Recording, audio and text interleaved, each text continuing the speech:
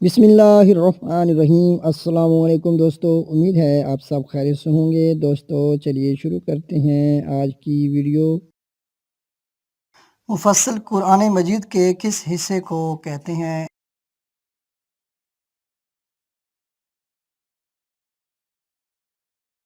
सूरह हुजरात से आखिर तक कुरान मजीद की सूरतों को मुफस्सल कहते हैं।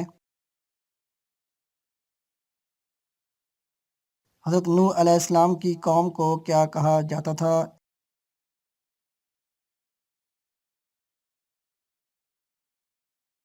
इसका सही जवाब है बनु रासिब। कुरान में सबसे ज़्यादा कौन सा लफ्ज़ आया है?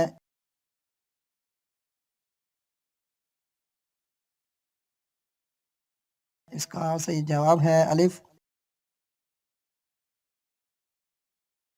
कुरान में सबसे कम कौन सा लफ्ज़ आया है?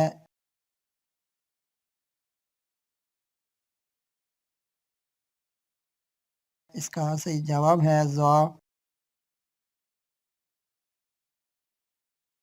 हज़रत यूसुफ़ अलैहिस्सलाम को दरियाए नील में क्यों दफ़न किया गया?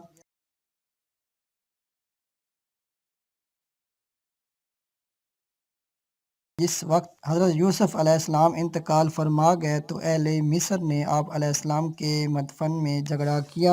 आखिरकार इस अमर पर सुलह ठहरी के संगमरमर के संदूक में बंद करके दरियाए नील की बुलंदी में दफन करें। इस तरह की तमाम पानी आप अलैहिस्सलाम के संदूक के ऊपर होकर मिस्र तक पहुँचे। बस तमाम लोग इस तबरक को बराबर इस्तेमाल करते रहें।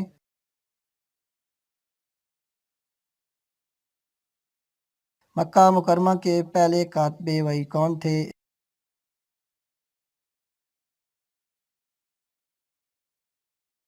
इसका सही जवाब है हज़रत अब्दुल्ला बिन अबी सुरा।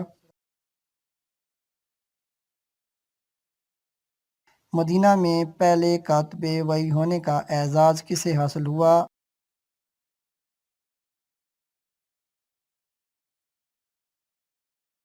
इसका सही जवाब है हज़रत उबई बिन काब रज़ियल्लाहु ताला अन्हो।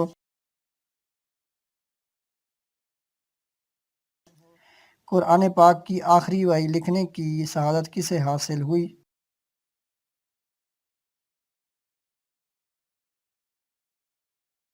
इसका सही जवाब है हज़रत उबई बिन काब रज़ियल्लाहु ताला अन्हो।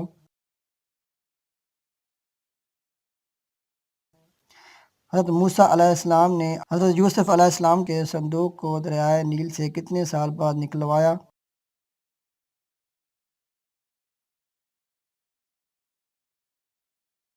400 साल बाद। हज़रत मूसा अलैहिस्सलाम ने हज़रत यूसुफ़ अलैहिस्सलाम के संदूक को वहाँ से निकाल कर उनके आबा-ओ-अजदाद के करीब दफन किया।